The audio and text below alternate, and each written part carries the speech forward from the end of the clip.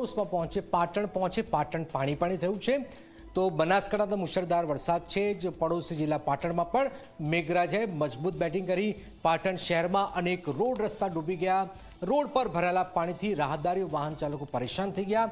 પાલિકાની team road પર ભરાયેલા પાણીનો નિકાલ કરવામાં નિષ્ફળ ગઈ। તો ગ્રામ્ય વિસ્તારમાં સારા વરસાદથી લોકો મુશ્કેલીમાં મુકાયા છે।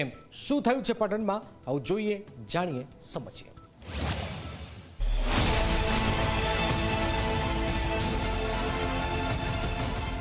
આ દ્રશ્યો પાટણના રેલવે ગરનાળાના છે, જે થોડા વરસાદમાં જ ડૂબી જાય છે।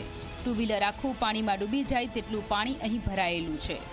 રાહદારીઓ જીવના જોખમે આ ગરનાળામાંથી પસાર થવા મજબૂર છે।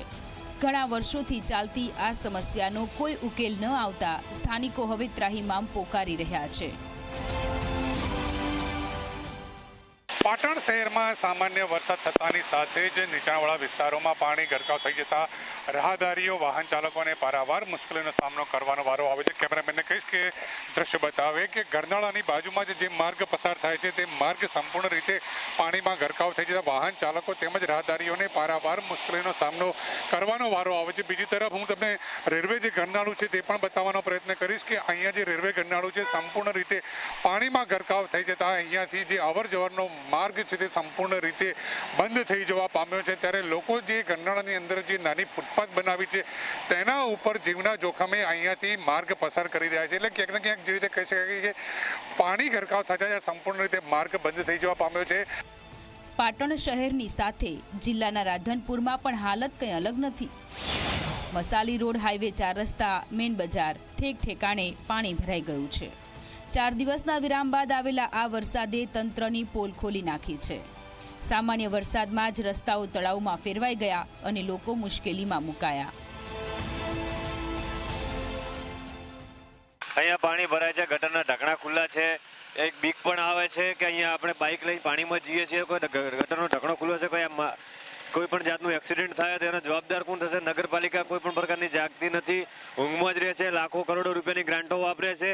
એની સાથે સાથે આ જગ્યા ઉપર તો એક મહત્વની વસ્તુ એ છે કે એક સરકારી લાઇબ્રેરી પણ અહીંયા છે અને શિશુ મંદિર સ્કૂલ પણ છે, જેની અંદર નાના બાળકો પણ અહીંયા ભણી રહ્યા છે।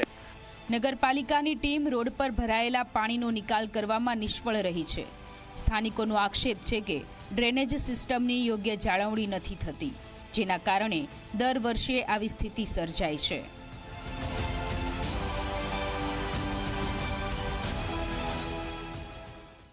ખરાબ રસ્તો સાવ તકલીફ પડે છે। આખા પાટણમાં આવું છે હોય નહીં, બહાર નીકળવાનું કાપવાનું એક જ રસ્તો છે, તોય મેઇન રસ્તો। કેટલા પાણી ભરાય? પાણી તો કેર હોમો ભરવાનું છે। ચાલીને જવું હોય તો જવાય નહીં? ના, ચાલીને જવું હોય તોય ના જવાય। એવું છે? નગરપાલિકા કામગીરી કરે છે? કશું કરતી નહીં। વરસાદે ભલે ગરમી અને ઉકળાટમાંથી રાહત આપી, પરંતુ પાટણની આ સમસ્યાઓએ લોકોની ચિંતા વધારી છે।